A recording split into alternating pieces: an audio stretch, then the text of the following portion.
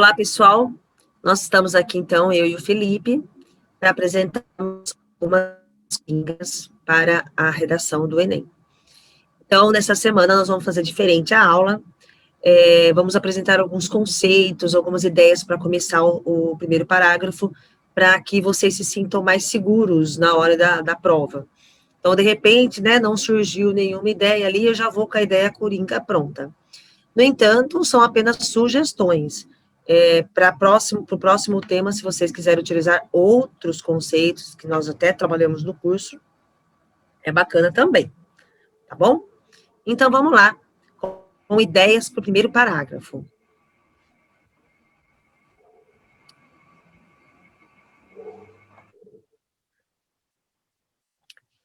Opa! Peraí, Felipe, que eu apertei errado. Então, olha, ideias para o primeiro parágrafo. Pensamos começar aqui uma história, citando o iluminismo. Estou aproveitando a ideia. Ai, caramba! Volta de novo. Dá backspace quando acontece isso, que bom. Ah, é verdade. Aí, olha, começamos aqui com o iluminismo. Então, o iluminismo, ocorrido na Idade Moderna, foi uma corrente que se destacou ao indicar a razão científica como essencial ao desenvolvimento humano. Nessa época, muitas inovações e melhorias surgiram e possibilitaram uma evolução no pensamento da sociedade. No entanto, muitas questões ainda são entraves para uma verdadeira harmonia social. Entre elas está, aí você apresenta o problema em relação ao tema. Nesse contexto, é fundamental analisar os motivadores de tal problemática, que são referentes a, e aí você apresenta o projeto de texto com as duas ideias, né, as duas causas sobre as quais você vai falar. Próxima. Começar com a Constituição Brasileira de 1988. Então, vamos lá. Constituição Brasileira, essa aqui é mais curtinha, ó. Vocês viram que aquela lá é mais elaborada, tá, gente? Então, essa é mais curtinha, mais simples. Então, escolha aí qual que você gostaria. A Constituição Brasileira de 1988 assegura a todos os indivíduos o amplo acesso a... E aí vai depender, né? Se for feminino, é crase. Se for masculino, é ao. Ok? Então, aí você coloca aqui o tema amplo acesso à cultura, ao eixo temático, à segurança do nosso país. Então, o que as pessoas têm direito? Como no caso do ano passado, era cultura, né? Em nosso país. No entanto, na prática, tal garantia é deturpada, já que, aí você apresenta o problema, que as pessoas não têm esse acesso, né? Não estão em relação ao cinema como era no passado. Nesse contexto, essa situação aflitiva persiste no corpo social, seja pela... Aí a gente fez de um outro jeito, ó. Apresenta as duas causas frente a essa problemática. Então, a gente apresentou aí as duas causas. É um outro jeito de começar também. O período, também aqui começando com história, né? O período conhecido como Renascimento foi o florescer do pensamento racionalista e antropocêntrico, rompendo com teorias que tentavam explicar fenômenos de maneira superficial e religiosa. Em contraste, a situação em relação a, apresenta o tema, e aí você desenvolve, né, um pouquinho o problema, falando que diferente do Renascimento, que foi um pensamento racionalista, rompendo teorias, esse problema ainda sofre, né, precisa ser repensado aí na sociedade, tá? Então, você apresenta aí o problema relacionando com o Renascimento. Portanto, é fundamental analisar tal contexto e os propulsores desse obstáculo social, e aí coloca as duas causas. Lembrando, gente, que nós já demos aqui no curso outras ideias de começo coringa, né? A gente já deu ideia de livro, a gente já deu ideia de mitologia, então essa aqui já são outras ideias de conhecimento coringa, mas durante o curso nós já apresentamos. E a última ideia. Em 1948, a Organização das Nações Unidas apresentou para o mundo a Declaração Universal dos Direitos Humanos, com o objetivo de salvaguardar a integridade do homem. Entretanto, quando se observa a situação, aí você apresenta o problema, né? Você descreve e aí comenta o problema. Dessa forma, o cumprimento da declaração... Opa, tem uma vírgula a mais aqui, ó. O cumprimento da declaração não tem essa vírgula. não é efetivada, principalmente por 2 fatores. E aí você coloca as 2 causas, tá? Então, são mais algumas sugestões de começo aí, para vocês levarem já a ideia pronta para o Enem. E mais as outras que nós já falamos aí durante o curso. Então, vamos lá? Bom, agora o segundo e terceiro parágrafos, o Felipe vai falar, então, de algumas teorias que podem ser utilizadas na grande maioria dos temas. Vamos lá, então, Fê. Certo, vamos lá, Paty. Você passa aí para mim, por favor? Peraí. Faltou um acentinho filosófico também. Depois a gente corrige isso aí. Não tem problema, a gente corrige no slide. Ó, um conceito que bastante utilizado, acho que todos os conceitos que serão falados aqui, vocês já tiveram contato com eles no decorrer do curso. Daí, toda vez que for falar sobre cultura, sobre consumismo, sobre influência dos meios de comunicação, vocês vão poder citar aí o conceito de indústria cultural dos filósofos alemães Adorno e Horkheimer. Se você achar muito difícil ou escrever o Horkheimer, escreva só Adorno, que está correto, viu? Porque ele é um dos coautores aí. Então, indústria cultural, o que significa, né? A aplicabilidade de técnicas do sistema industrial, da produção em massa, no mercado de bens artísticos. Então, de acordo com a indústria cultural, a arte, a cultura, torna-se um produto. Então, você vê, por exemplo, né, lançar artistas sempre no mesmo perfil, com as mesmas roupas, com o mesmo estilo de música, até o mercado se saturar. Daí vem uma nova onda com outros tipos de artistas, com outros tipos de roupas, mas dentre eles todos iguais. E essa indústria cultural, ela acaba promovendo a massificação das pessoas, né? As pessoas acabam aderindo ao mesmo gosto, a mesma forma de entretenimento. E isso vai gerar, claro, né, um lucro aí para as grandes empresas que estão por trás desta indústria, certo?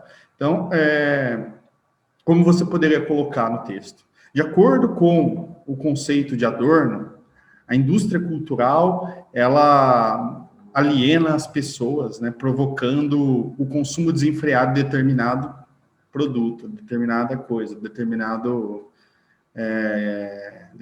bem cultural. Então, vocês podem utilizar tudo que falar de entretenimento, de mídia, enfim, esse é um tema corinha que dá para ser utilizado, Patrícia. Consumismo também, né, Felipe? Consumismo, exatamente. Tudo que for envolver a questão social da telecomunicação, da cultura, você pode colocar em indústria cultural, certo? Sim. Um tema que os alunos falaram para mim ontem, falaram assim, você não acha que eles vão falar, pode cair um tema sobre consumismo, sobre lixo? Lembrando, né, gente, pode cair tudo, né? Não é porque a gente está na pandemia e fala assim, mas não vão pedir um tema sobre saúde, a gente não sabe. Então, se cair um tema sobre consumismo, sobre a questão do lixo, também dá para encaixar. Sim. Do lixo, por exemplo, você pode falar que a indústria cultural faz com que as pessoas sejam consumistas, ou seja, comprem as coisas sem ter necessidade. E isso desencadeia o aumento da produção de lixo. Agora, na questão do consumismo, qual que você falou? Consumismo, né? Consumismo também. Se for um tema relacionado ao meio ambiente, né? Destruição do meio ambiente. Sim, também. Dá para você encaixar. Consumismo, né? Então, várias possibilidades você tem com o conceito de indústria cultural. Sim. Muito bem. Próximo. Outro tema aí, se a gente for para uma questão mais de violência, de abandono, de maus tratos a determinados grupos sociais, vocês podem usar o conceito da Hannah Arendt, filósofa alemã, o conceito de banalidade do mal, né? A Arendt, como eu já também trouxe para vocês em algumas aulas, ela criou esse conceito após ver o julgamento do oficial nazista, o Adolf Eichmann, né? Que foi preso na Argentina na década de 60, e quando ela esperava encontrar um psicopata, um cara frio, calculista, né? E quem ela encontrou no julgamento foi justamente o contrário, uma pessoa tranquila, né, que parecia ser um bom pai, um bom vizinho, uma pessoa normal como nós. E ela falou, né, que aí ela vai trazer esse conceito que o Eichmann não é totalmente culpado. Na verdade, qual que é a culpa dele? Ele ser medíocre. O que é isso? O que é ser medíocre? Você não questionar, não refletir, não saber o que está fazendo. Porque qual a resposta dele para os judeus no tribunal? Que ele só estava cumprindo ordens quando ele ligava as câmaras de gás em Auschwitz, responsáveis pela morte de 6 milhões de judeus. Então ela fala, né, que o mal, ele não é ontológico, não é uma ideia que existe por si. O mal, ele é construído socialmente e politicamente, dependendo do contexto social e histórico que ele está. Então, numa sociedade onde as pessoas não refletem, não questionam, não ligam a luz de alerta e aceitam tudo, né, de cima, as pessoas se tornam mais vulneráveis, elas acabam cometendo mal pensando que é algo banal, que é algo simples, que é corriqueiro, que é normal. Se vocês pegarem, né, e fazerem uma análise social hoje, vocês veem como a banalidade do mal, ela está presente. Os filmes que mais vendem são os filmes de luta, né? Um dos jogos que mais vendeu foi GTA, que é um jogo extremamente violento e traz essa questão do mal. Né? Como se fosse gostoso, legal você ser violento, agredir pessoas, né? Então, por exemplo, o lobby a armas de fogo é a banalidade do mal que se oculta. E por que as pessoas querem ter acesso à arma de fogo? A arma de fogo ela tem uma função, é matar de forma eficiente. Então, em tudo que estiver relacionado à questão moral, a questão de ataque a determinados grupos, questão de violência, vocês podem usar esse conceito, banalidade do mal, ou seja, o mal se torna algo tão comum que as pessoas não questionam. Aliás, elas acabam até idolatrando. Né? Tem uma participação especial aqui atrás, viu? De mim. Um outro tema que os alunos comentaram hoje na aula de manhã, eles falaram assim, maus tratos aos animais. Você pode também colocar, sim. Então, eu entrei ideia aí também. Sim, exatamente. Teve até um caso, esses dias que eu estava vindo na TV aí, de um programa que o cara cometeram zoofilia, o cara brincou com isso, né? Violentaram um cavalo, uma égua, não sei, o cara brincou. Enfim, né? O mal, ele parece que se dissemina e as pessoas não conseguem ver, acabam até brincando, não questionam mais esses valores. Pode passar, Paty. Aí, esse é um texto, esse é um pensamento simples que já vi em várias redações, né? Eu vi numa redação recente da USP aí, que tirou 48,5 dos 50 pontos, e há anos atrás, né, Paty? Acho que o tema foi misoginia ou foi violência contra a mulher, não me lembro no Enem. Uma das poucas redações que tirou nota 1000, o menino também usou o argumento do equilíbrio aristotélico, que em outras palavras também pode ser chamado de a justa medida, né? O Aristóteles, no seu livro Ética Nicômaco, ele fala o quê? Que existem caminhos para seguirmos, o caminho da falta e o caminho do excesso. O que é importante? O equilíbrio, ou seja, a justa medida, o caminho entre os extremos. Ele fala que só assim, só procurando esse caminho, que é possível através da reflexão racional, que nós chegaremos, né, numa ação eficaz por natureza, numa ação boa por natureza. Vou dar um exemplo para vocês, né? Ele dá esse exemplo no livro, é clássico, né? Entre a covardia e a temerosidade, nós temos a coragem. O que é covardia? Você ter medo de todas as coisas. Uma pessoa que tem medo de tudo, ela não vai conseguir exercer suas potencialidades. Né? Ela não vai conseguir sair de casa. Já uma pessoa temerosa, ela não tem limites. O temeroso é aquele que não tem medo de nada. Uma hora ou outra, ela vai quebrar o nariz por se dar mal. Então, o que é a coragem? Você ter medo e saber enfrentá-los na hora certa. Tá certo? Então, o Aristóteles ele vai falar, nossas ações enquanto seres humanos, elas têm que tender sempre ao equilíbrio, sem muito nem pouco. Esse é o caminho para atingirmos aí a sabedoria, o conhecimento por excelência. Então, em qualquer tema, qualquer tema polêmico, vocês podem colocar aí, né? Apresentar 2 caminhos e colocar essa como uma possível alternativa, né? O que você acha disso, Paty? Então, esse daqui já é bem universal, né, Felipe? Dá para usar em qualquer Sim, redação, né? dá para usar em Qualquer qualquer tema. redação. Então, assim, por exemplo, no caso aí do que falasse no ano passado do cinema, poderia colocar isso, que uns, né, tem tanto acesso e outros a nada. Então, assim, dá para encaixar tudo falando de equilíbrio, né? Buscar um Então, todos equilíbrio. eles dá para encaixar esse equilíbrio aí da Sim, justa medida de Aristóteles. Bem legal. bem legal. Esse aí eu já ia com ele na cabeça. Aí eu ia pronto lá. Esse eu acho que ele é mais fácil, né? Ele não é tão Aí, complexo.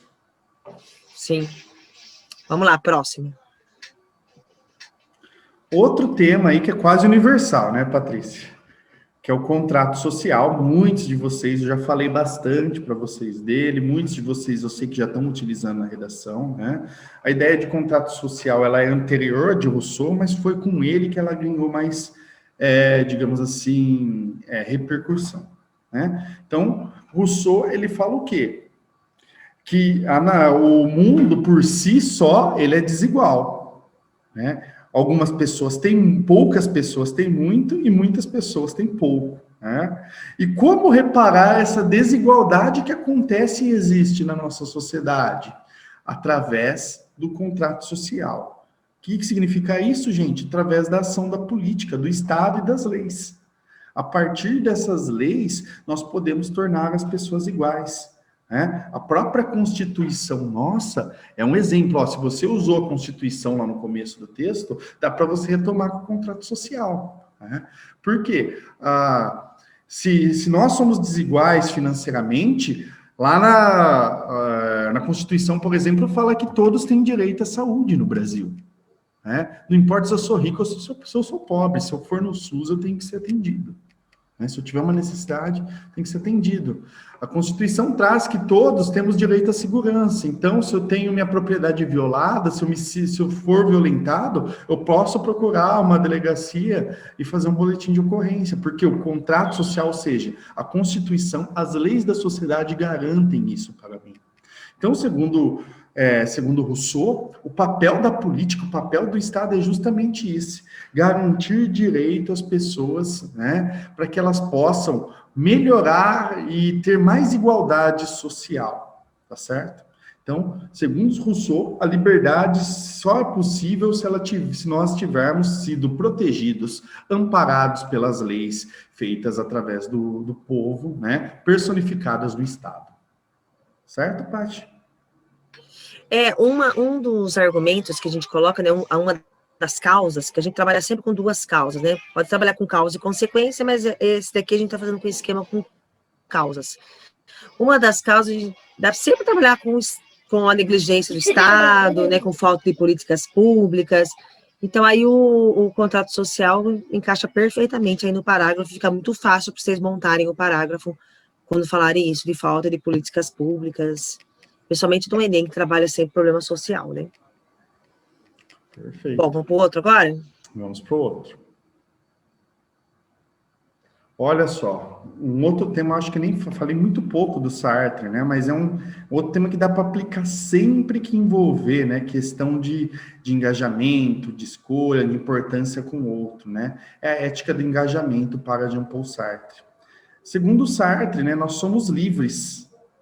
E o fato de sermos livres nos faz ser estritamente responsáveis pelas coisas que nós fazemos. Se eu sou responsável pelas minhas escolhas, e as minhas escolhas, queira ou não, elas podem afetar as outras pessoas, Sartre vai falar o seguinte: toda vez que eu escolho, eu devo escolher não por mim, mas pela humanidade, visto que a minha escolha pode afetar as outras pessoas. E enfatizando mais uma vez que eu sou o maior responsável por aquilo que eu faço. Não adianta eu jogar a culpa em outros, em forças metafísicas, sou eu que tomei aquela decisão, né? Então, por exemplo, eu usei o Sartre na redação sobre a lei seca, né? Que falava, né? Uma pessoa, quando ela bebe e dirige embriagada, ela é estritamente responsável pelas mortes que ela pode causar, certo? Então, é isso que o Sartre quer dizer. Então, o que eu tenho que ter consciência? Se eu beber e pegar o carro, eu posso matar pessoas. Ou seja, então eu não tenho que escolher só por mim, eu tenho que escolher pelos outros. Por isso que eu devo ficar quietinho e ir, né, de carona depois de uma possível noitada. Então, tá vendo? Essa questão do eu não escolho por mim, mas escolho pela humanidade, ela pode ser adicionada em qualquer texto que fale sobre responsabilidade social perante as pessoas.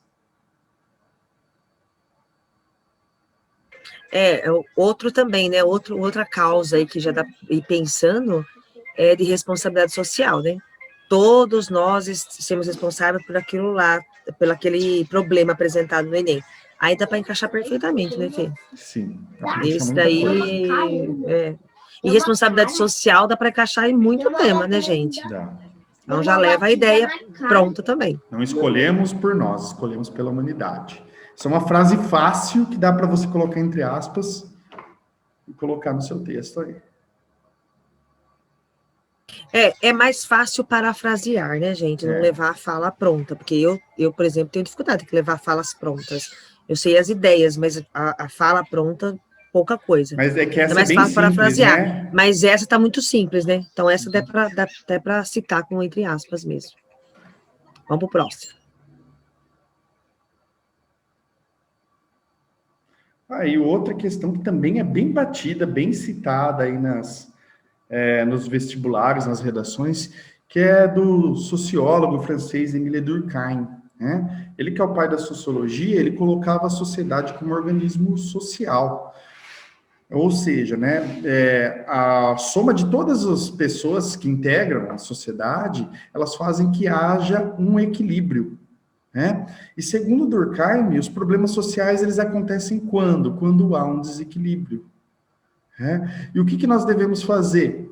Individualmente, as pessoas devem agir para buscar esse equilíbrio social. Então, por exemplo, quando acontece um problema social, digamos aí, o desamparo a pessoas que têm deficiência, é uma falha social. Deve-se buscar o equilíbrio para integrar essas pessoas dentro desse organismo social. Quando acontece aí uma questão de violência, é uma falha na sociedade. O Estado deve agir para integrar essas pessoas dentro desse organismo social para buscar esse equilíbrio, essa homeostase. Então, tudo que geralmente o Enem, né, Paty, ele tem essa proposta de apresentar um problema social aí e você trazer soluções. Então, praticamente quase toda a redação do Enem dá para você encaixar. Dava para encaixar na do cinema, dava para encaixar na violência contra a mulher, certo? Porque são dados aí que causam uma certa desordem nesse organismo, nesse todo social da qual Durkheim fala que é importante buscarmos o equilíbrio. Inclusive, esse daqui também, tá, gente? Pode começar a redação, né, falando sobre isso, citando a fala dele, e aí falando, no entanto, quando se observa a realidade em relação a tal problema, esse organismo social está rompido, e aí você fala do problema, né, que está acontecendo, e que não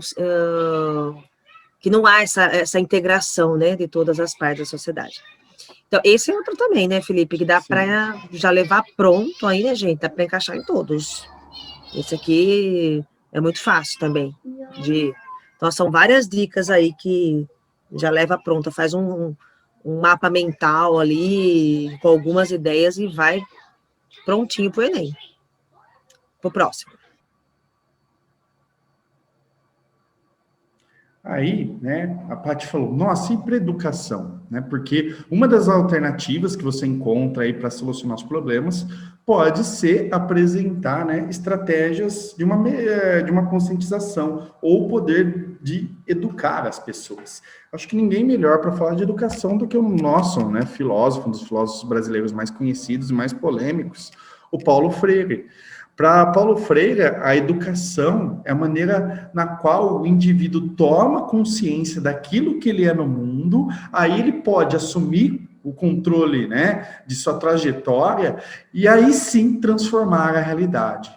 Então, a melhor forma de você mudar o mundo, mudar a sociedade, é a partir de uma educação emancipadora. Por isso que Paulo Freire até hoje é muito perseguido, né? Ele fala desse poder da educação, a educação como um ato revolucionário, de quebra de paradigmas, de mudança do status quo da sociedade, tá certo? Então, qualquer coisa que você for trazer mais para o caminho da conscientização, que você for direcionar mais para o caminho da educação, você pode aí utilizar Paulo Freire, né? Que fala que a educação é um ato revolucionário, é um ato de transformação da realidade, tá certo? Por exemplo, tudo que for tema, né, que falta informação das pessoas, a educação, a gente falou, ó, a sociedade é uma causa, negligência do Estado é outra, educação é outra causa que dá para encaixar em tudo. É lógico, né, gente, que não são só essas, né? Que, por exemplo, do cinema, a gente não falou de educação o ano passado, falou de outras coisas. Mas educação é uma. Então, se falar assim, por exemplo, aquele tema que a gente apresentou já, o movimento antivacina, né, o declínio da vacinação. Falta informação das pessoas, sim. Falta conhecimento. Dá para encaixar aí também. Preservação do meio ambiente, você pode preservação do meio ambiente, né? Tudo que falta informação das pessoas. Agressão às mulheres, você pode falar de educação. Agressão às mulheres, né? Dá para encaixar em muita coisa mesmo, né? Em relação à falta de informação e tudo mais. É isso aí. Acho que é a última, Fê, tem mais. É a última. É a última, né? Agora é contigo a conclusão. Bom, então aí, gente, nós apresentamos algumas sugestões de temas de conhecimento para começar o texto e depois para usar no segundo e terceiro parágrafo de filosofia. Lembrando que durante o curso a gente apresentou teorias, a gente apresentou pesquisas, tá? Espera um pouquinho, filho. A mãe já vai, tá? Eu vou fora da vovó, talvez eu dê também. Fala pra vovó. Isso. E aí, a gente apresentou outras ideias também, né? Teorias, apresentamos pesquisas. Aqui a gente só fez algum apanhado, né? De algumas, ok? E agora a solução, gente. A solução eu coloquei aqui, ó, esse quadro. Então, ó, com agente, alguns tipos de agente, algumas ações e alguns meios de como fazer, tá? São sugestões também. Não confunda os meios com as ações.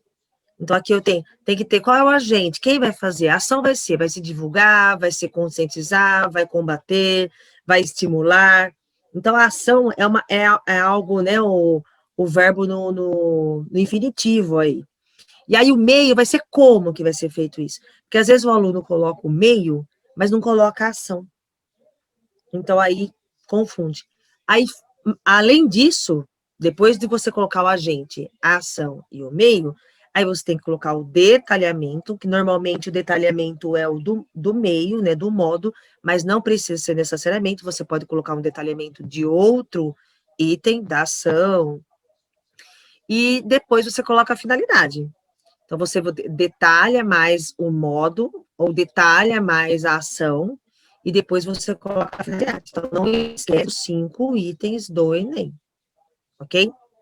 Então, fica muito evidente, né, que às vezes o aluno perde 80 pontos, porque ele esquece de colocar o detalhamento e ele esquece de colocar a finalidade. Então, 80 pontos perdidos aí prejudica muito. Então, não esquece o agente, a ação, e o modo, o detalhamento e a finalidade, ok? Então, era isso, gente. Nós apresentamos aí para essa semana algumas ideias para serem utilizadas em qualquer redação. E na semana que vem eu vou dar um tema na terça e um tema na quarta, e vou dar um prazo para vocês realizarem essa redação e me enviarem para minha correção. Fê, quer falar mais alguma coisa?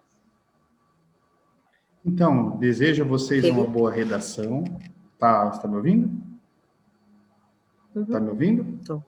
Então, desejo a vocês uma boa redação, gente. Qualquer coisa, nós estamos aí, né? Abertos a novas ideias, tá? Tá chegando o Enem, então acho que vocês aí estão bem treinados. A Patrícia me falou da evolução de vocês nas redações.